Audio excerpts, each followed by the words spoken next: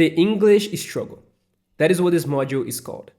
And I chose that word on purpose because I know that's what it feels like. Not just learning, not just studying. I struggle. Something that takes effort and energy and courage and still doesn't seem to move forward the way you want it to. In this lesson, I want to talk about why. Why it feels so hard. Why so many people spend years trying and still feel stuck. And that's what is actually going on underneath all of that. But before we go into the problem, I want to show you something first. I want to show you what's waiting for you on the other side. Because when things get hard, and they will, I want you to remember this. I want you to picture something specific. It's 3 to 6 months from now. You're sitting across from someone in a job interview. It's a company you've been wanting to work for a long time. And the interviewer asks you a question you didn't prepare for. And instead of freezing, instead of that moment where your brain goes blank and your heart starts racing and you can hear yourself thinking in your native language, you just answer in English, naturally, like it's nothing. Because it is nothing. Because you put in the work. Because you follow the system. Because 6 months ago, you made a decision that most people in your situation never make. Or maybe it's not a job interview. Maybe it's an airport and someone asks you for directions. Or starts a conversation and instead of the panic, there's just ease. You talk, you laugh, you connect, you walk away feeling like yourself. Or maybe it's a meeting at work and you have an idea, a really good idea. And instead of keeping it to yourself because you're not sure how to say it in English, you just say it and people listen and you can feel the respect in the room. These are not big, dramatic moments. They are ordinary moments that right now feel impossible. In 3 to 6 months, if you follow what I'm going to show you, they will just be your life. Keep those images in your head because everything I'm about to teach you is the map that gets you there. Right now, you might be working just as hard as the people around you, maybe harder. Same skills, same effort, but there's a ceiling, and you can feel it. A salary ceiling, a career ceiling, a ceiling that has nothing to do with how good you are at your job, and everything to do with the language you haven't unlocked yet. When you become fluent, that ceiling disappears. People who speak English earn 2 to 3 times more doing the exact same work. Not because they're smarter, just because they can communicate. Think about that. Same hours, same effort. 2 to 3 times more money. Just English. The jobs we've been looking at thinking, I'm not ready. You are ready. You just haven't unlocked the language yet. Once you do, those doors open completely. And here's something nobody talks about enough. When you become fluent, the world stops being scary. You know that feeling at an airport when you are not sure you understood the announcement? Or when someone talks to you in a foreign country and your heart does that little panic? That feeling disappears completely. You can go anywhere and handle whatever comes. Travel stops being survival and starts being what it was always supposed to be. Freedom. The number of places you can go, people you can meet, experiences you can actually have. All of it multiplies the moment the language barrier comes down. And then there's this thing that happens that I don't think you can fully understand until it happens to you. The doors just open. You stop being jealous of English speakers and you become one of them. Not a fake one, not someone pretending, a real one. Someone who thinks in English, who dreams in English, who jokes in English.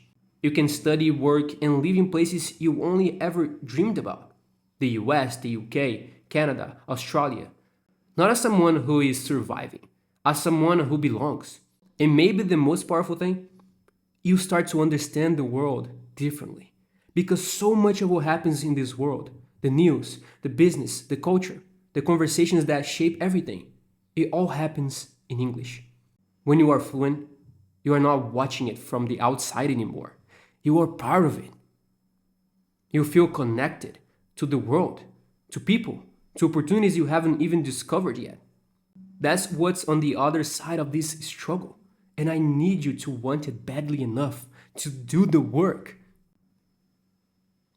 Okay, one more, and this is the one I want you to really sit with. Have you ever been in a group conversation in English, a meeting, a dinner, a call, and you had something to say?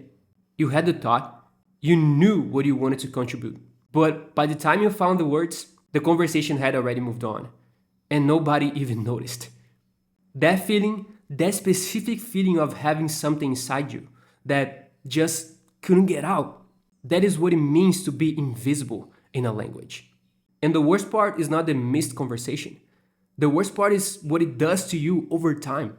You start to believe that maybe, just maybe, you are not as smart as you are in your first language.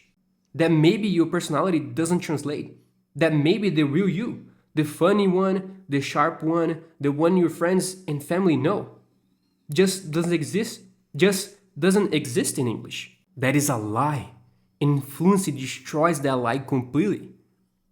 When you become fluent, something happens that no app, no grammar book, no course description can fully prepare you for.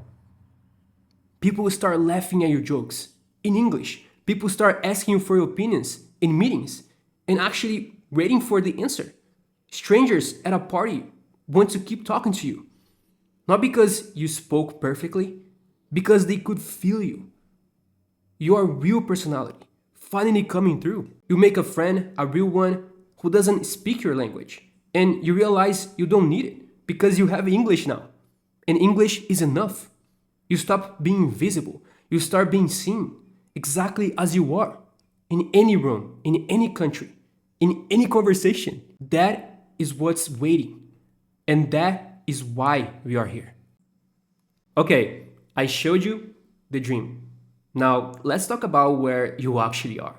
Because the truth is, right now, you're not there yet. And chances are, if you keep doing what you're doing, it's gonna take you a lot longer than you think. I'm not saying that to hurt you. I'm saying it because I respect you enough to be honest. And because the first step to fixing a problem is actually seeing it clearly. So let's see it clearly, okay? Right now, you are consuming more than you are speaking. You're watching videos, reading posts, listening to podcasts, and telling yourself that's practice. Unfortunately, it's not. It's preparation. There's a difference. And that difference is costing you years. Right now, you are avoiding the messy, uncomfortable, embarrassing conversations. The ones where you make mistakes. The ones where you don't know a word. The ones that feel bad. And those are exactly the conversations that would make you better. And right now, you are more afraid of making mistakes than you are hungry for progress. And that fear, that one specific fear, is the single biggest thing standing between you and fluency. Not your grammar, not your vocabulary, not your accent, your fear. So here's the minimum I want you to commit to right now. One real conversation in English every single week. Not with AI, not with an app, with a real human being who can surprise you. I know your brain is already making excuses. I don't know anyone. My English is not ready. I said both of those things for years. And here's what I finally understood. You will never feel ready. Being ready is a decision, not a feeling. Go to the members tab in our community, find one person, send one message, set up 5 minutes, that's it. One conversation a week. If I had started doing this 2 years earlier, I would have become fluent 2 years earlier. And it gets worse because it's not just what you're doing, it's how you're doing it. You're practicing without any system. You're doing a little of this, a little of that, whatever feels comfortable that day. And without a system, practice is just spinning in circles. You're speaking mostly to yourself, in the mirror, in your head, recording your voice. And look, solo practice has its place, but speaking to yourself is like practicing swimming on land. You can do all the right movements, but the moment you get in the water, it's completely different. You have no real English environment. You go back to your native language the moment the class is over, the moment the app is closed, the moment the video ends. And language doesn't grow in isolation. It grows in environment. And you have no real honest feedback. Nobody is telling you, what's actually wrong. Nobody is pointing out the patterns. Nobody is helping you see what you cannot see yourself. No system, no real conversations, no environment, no feedback. No wonder your English still feels stuck. This is not your fault. Nobody taught you this, but now you know. And now we fix it. And here's one practical thing you can start doing today to fight this. Right now, before you even finish this lesson, every time you do something ordinary, making coffee, walking to the elevator, waiting for the bus, now rate what's happening inside your head in English. I'm making coffee. It smells good. I need to send that email later. It sounds silly, but this is how you break the habit of going back to your native language every single time. You are training your brain to think in English instead of translate into it. And I did this so many times in Brazil. Nobody knew, and it changed everything about how naturally English started coming out of my mouth. Let me ask you something. With the way things are going right now, how long do you think it's going to take? I've been on more than 100 calls with no native English speakers, people from all over the world, different ages, different levels, different backgrounds, and you know what they tell me almost every single time? They say I've been studying English for about 5 years, but I still feel like my English sucks. 5 years, half a decade, and still feeling stuck. And then they say something that breaks my heart a little bit. They say, I guess it will never change. Yeah, I guess it will never change. Let that sit for a second. Because that's where the wrong approach leads. Not just to slow progress, to giving up, to believing that fluency is just not possible for you. That other people can do it, but you can't. And I need you to understand something. That belief is a lie. A lie created by a broken method.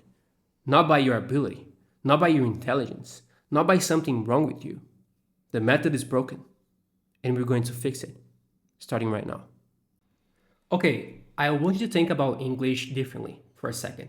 Imagine English was a video game, not a school subject with tests and grades. A game with levels, with challenges, with wins and losses that actually teach you something. And in this game, there are two players, player A and player B.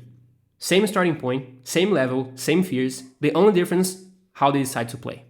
Player A wakes up every morning and speaks English for at least 5 minutes to an hour before they do anything else, every single day.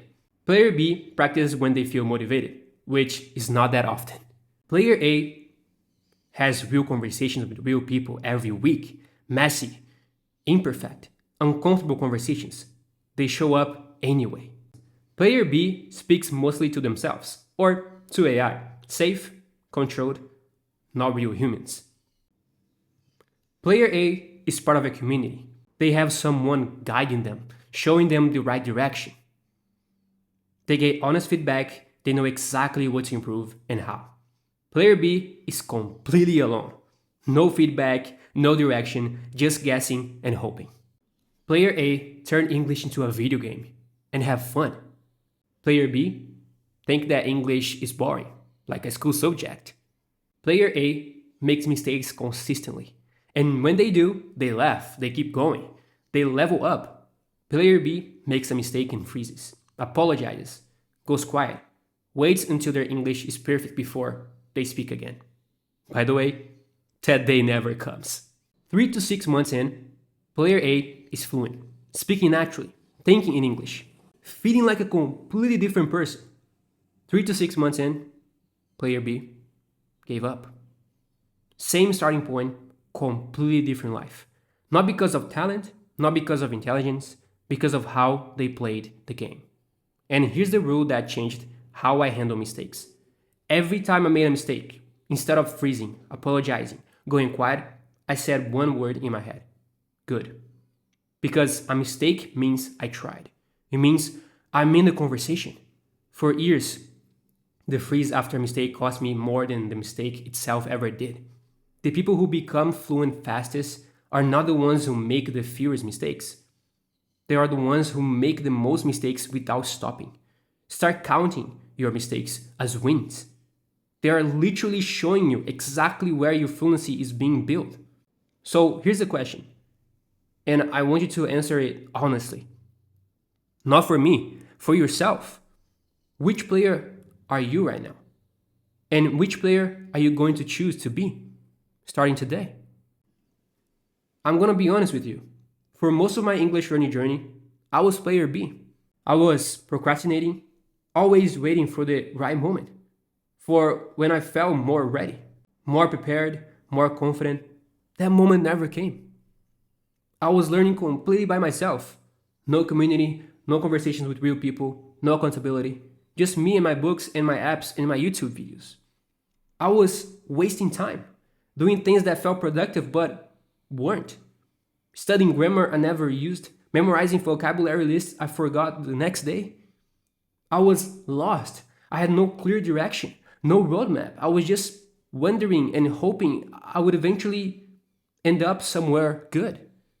And deep down, I was feeling like a failure. Like maybe this just wasn't for me. Like maybe some people are meant to learn languages and I wasn't one of them. If any of that sounds familiar, good. Not because it's a good place to be, but because it means you're not alone. And it means there's a way out. Because I found it. And then one day, I got tired. Not tired of learning English, tired of doing it wrong, tired of spinning in circles, tired of feeling like I was working hard but going nowhere. And I started asking myself a question, a simple question that changed everything. What if I could turn English into a game with real players? What if instead of consuming first and speaking later, I started speaking first? What if talking to real people was not the finish line? What if it was the training ground? What if I had a clear system to follow instead of just guessing and hoping? And what if every conversation I had, every mistake, every correction, every awkward moment was actually leveling me up? That was the idea. Simple, but it changed everything. Because the moment I stopped treating English like a school subject and started treating it like a game, my whole relationship with the language changed. I stopped avoiding practice. I started craving it. So I made a decision and I started working for real this time. The first thing I did was deal with the fear of being judged every time I opened my mouth.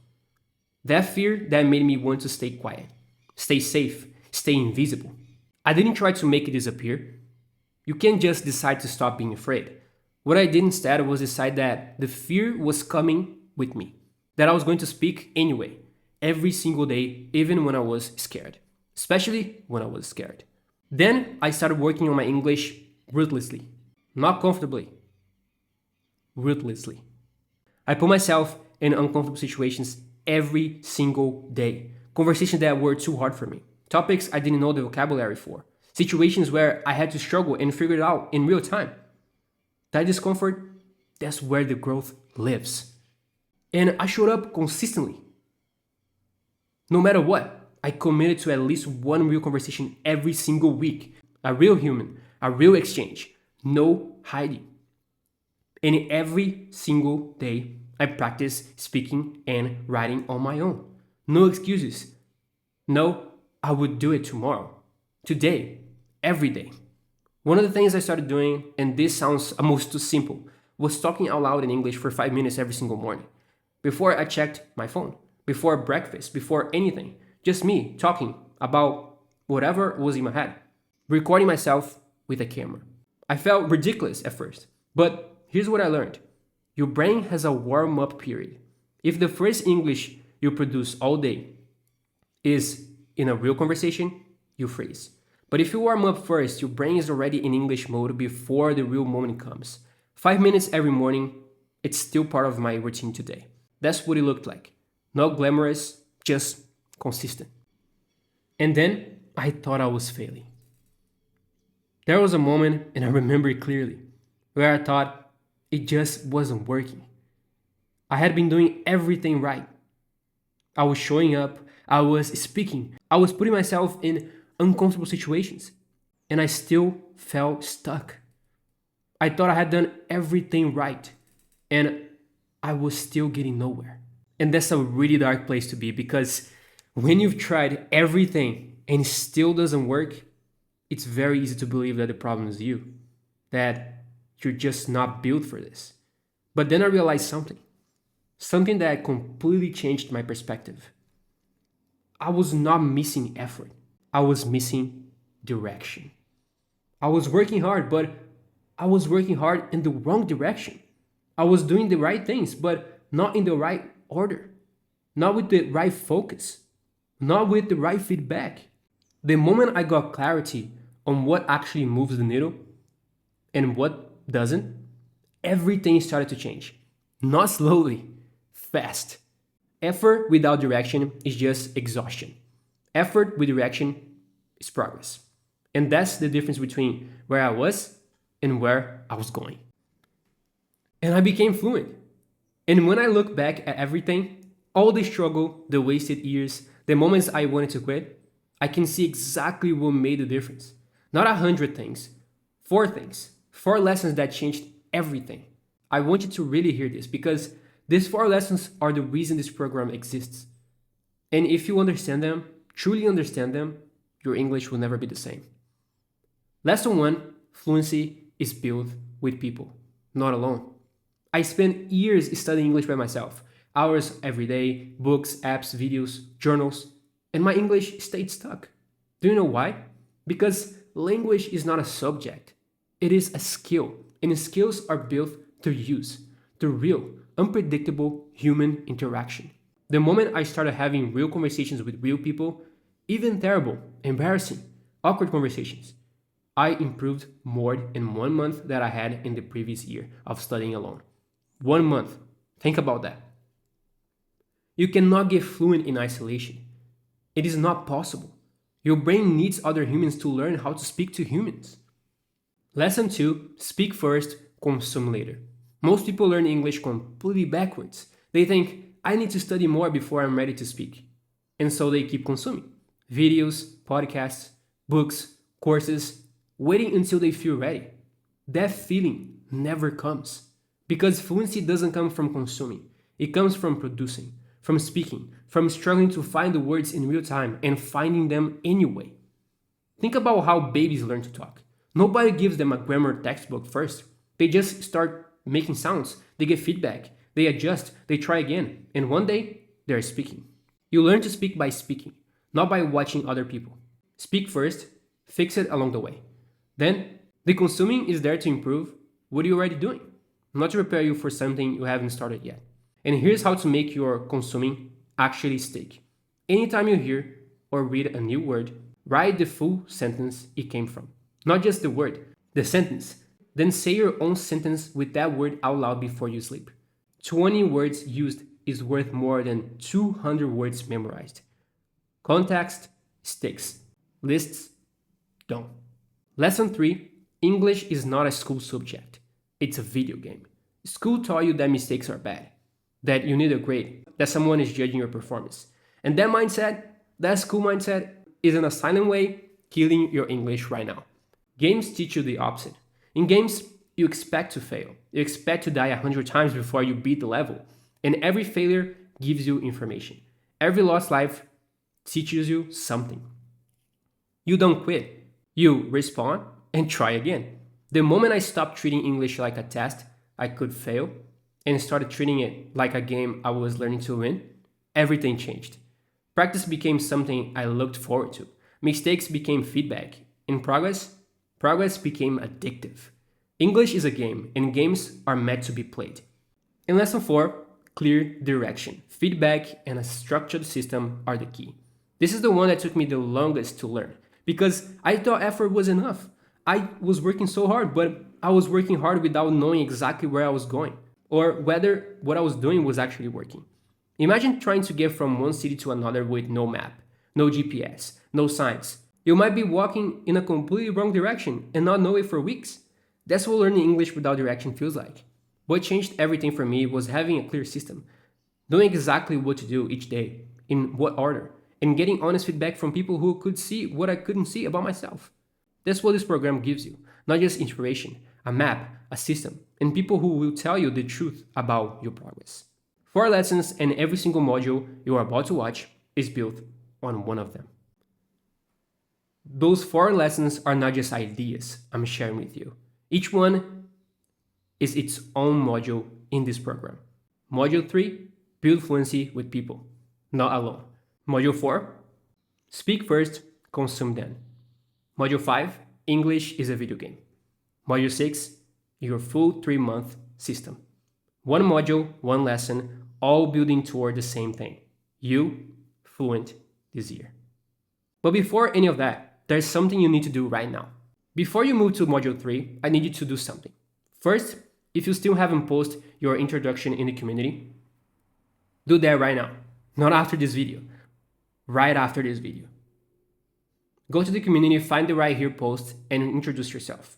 That's your first real English output, and it matters. Second, and this one is important, I want you to answer a question. In the community, there's a post below this video. And the question is this: why do you even need English? What's the real reason that keeps you going? Not the surface answer, the real one. Is it for your career? For your family? For freedom? For a dream you've had since you were a kid? What is it? Because knowing your why, your real, deep personal reason, it's what's going to keep you going when it gets hard. And it will get hard. And in those moments, you need something stronger than, I want to be fluent. You need the real reason underneath that. So go find it, write it down, post, and let's keep going.